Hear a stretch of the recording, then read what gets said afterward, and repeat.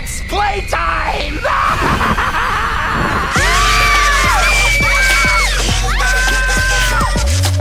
Hello, c'est moi et j'espère que vous allez bien. Donc aujourd'hui on se retrouve pour une vidéo un petit peu spéciale.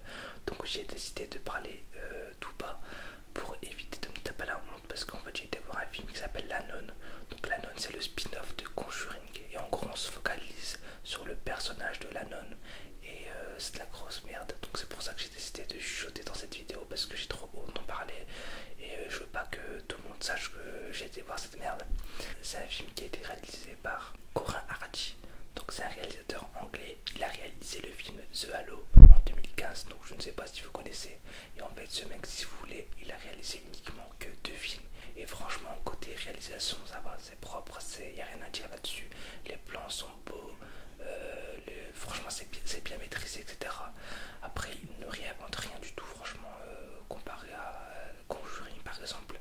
Les plans font pitié à côté, mais bon, franchement ça reste correct.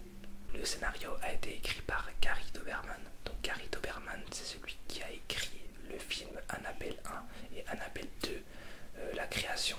Et il a également coécrit le film Ça, chapitre 1, et là il coécrit le film Ça, chapitre 2. Et l'année prochaine, vous allez le voir aux commandes de Annabelle 3, car il va non seulement écrire, mais aussi réaliser donc Annabelle 3. Donc ça sera son tout premier film en tant que réalisateur. Alors concernant le scénario, que dire à part que le scénario est vide. Franchement on n'apprend rien du tout sur la nonne. L'histoire est vraiment inintéressante et franchement il n'y a rien à sauver de ce film. Je me suis fait chier de A à Z.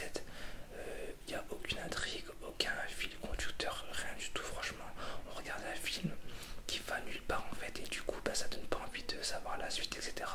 Et c'est vraiment dommage parce que le casting était bon. On avait en actrice principale Taissa Farmiga. Donc Taissa Farmiga, c'est une très bonne actrice. Vous l'avez peut-être vu dans le slasher Scream Girl ou dans la série American Horror Story, où elle y figure dans la saison 3 en tant que personnage principal. Donc je ne sais pas si vous la connaissez, mais c'est la sœur de Vera Farmiga qui est l'actrice principale du film Conjuring 1 et 2. Et franchement c'est deux très bonnes actrices et elles sont de la même famille pour ceux qui ne le savaient pas. Bref, franchement au niveau du casting, tout le reste je ne le connaissais pas, mais après c'est pas trop grave, j'ai envie de vous dire, parce que vu comment leur personnage a été fade, ça m'a pas donné envie de voir leur filmographie. Je pense que le plus gros point faible de ce film, c'est son scénario, parce que c'est du vu et revu, les scènes sont clichés, j'en avais ras le bol de voir toujours les mêmes plans, etc.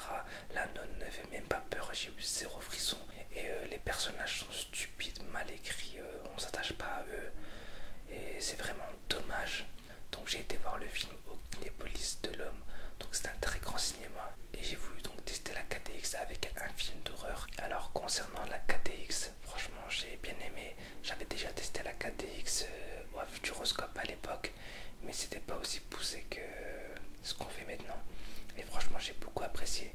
Après pour être honnête avec vous, je pense que la 4DX c'est plus fait pour les films d'action ou de science-fiction et moins pour les films d'horreur, parce que voilà, au niveau sensation c'était pas trop ça. Mais je pense que si on regarde un Mission Impossible ou un Transformers en 4DX, là ça peut vraiment le faire. Mais sinon pour un film d'horreur je vois pas trop l'intérêt. Donc voilà ma petite expérience concernant La Nonne. Donc c'est un très mauvais film, je vous le déconseille. Après vous faites ce que vous voulez, je ne force personne à ne pas aller voir ce film. Donc si vous voulez aller le voir, allez le voir. Mais franchement moi de mon côté je suis très déçu, parce que la bande-annonce m'avait donné envie d'aller voir ce film, et j'ai été déçu encore une fois, comme pour Annabelle. Je pense que Conjuring c'est là, et tous les films spin-off comme Annabelle, La Nonne, etc. c'est plus là en fait. Donc ok, ça a été produit par James Wan, mais ça n'a pas été réalisé par James Wan, et ça se ressent en fait. Donc du coup next, franchement